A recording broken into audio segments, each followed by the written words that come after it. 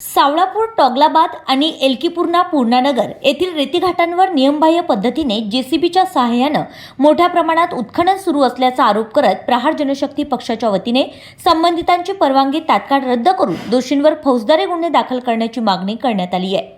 या संदर्भात जिल्हा खनिकर्म अधिकारी अमरावती यांना निवेदन सादर करण्यात आले आहे। निवेदनात नमूद करण्यात आलं आहे की येवली-पूर्णा रेतीघाटावर 0.5 मीटर खोलीपर्यंत उत्खननाची परवानगी असताना त्यापेक्षा अधिक खोलीपर्यंत रेती काढली जाते।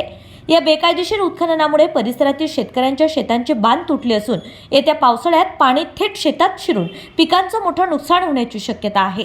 हा प्रकार शासकीय संपत्तीची सरळ चोरी असल्याचा गंभीर आरोपही यावेळी करण्यात आलाय। या प्रकरणी संबंधित तहसीलदार, तलाठी, खनिकर्म विभागाचे अधिकारी तसेच स्थानिक पोलीस ठाण्याच्या अधिकाऱ्यांवर जबाबदारी निश्चित करून निलंबनाची कारवाई करावी अशी मागणी करण्यात आली आहे। अवैध उत्खनन तात्काळ थांबवून दोषींवर कठोर कारवाई करावी अशी ठाम भूमिका आंदोलनकर्त्यांनी मांडली आहे।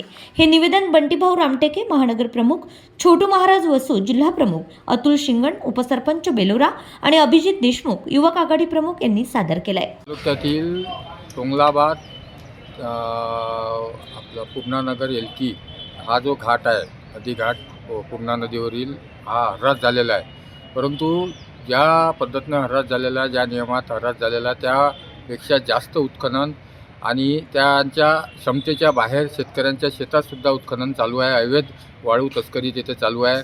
वारंवार खनिकर्म अधिकारी यांना निवेदन देऊनसुद्धा तेथील स्थानिक तहसीलदार, एडीओ आणि तलाठी यांनासुद्धा निवेदन दिले, पोलीस स्टेशनलासुद्धा दिले, परंतु अजूनपर्यंत त्या अवैध उत्खननावर कुठलीही कारवाई किंवा त्यांच्यावर कुठलाच वचक त्यांनी अधिकाऱ्यांनी दिलेला नाही। त्यामुळं यावेळेस आम्ही खनिकर्म अधिकारी, जिल्हाधिकारी आणि RDC साहेब यांना निवेदन दिले आणि येत्या 3 ते 4 दिवसात जर त्या अवैध उत्खननावर बंदी आणली नाही आणि संबंधित अधिकाऱ्यांवर व कर्मचाऱ्यावर कारवाई केली नाही आणि ज्यांचा ठेका आहे तो जर रद्द केला नाही तर आम्ही येत्या या आठवड्यात जिल्हा खनिकर्म अधिकारी यांच्या दालनात हे आंदोलन करू।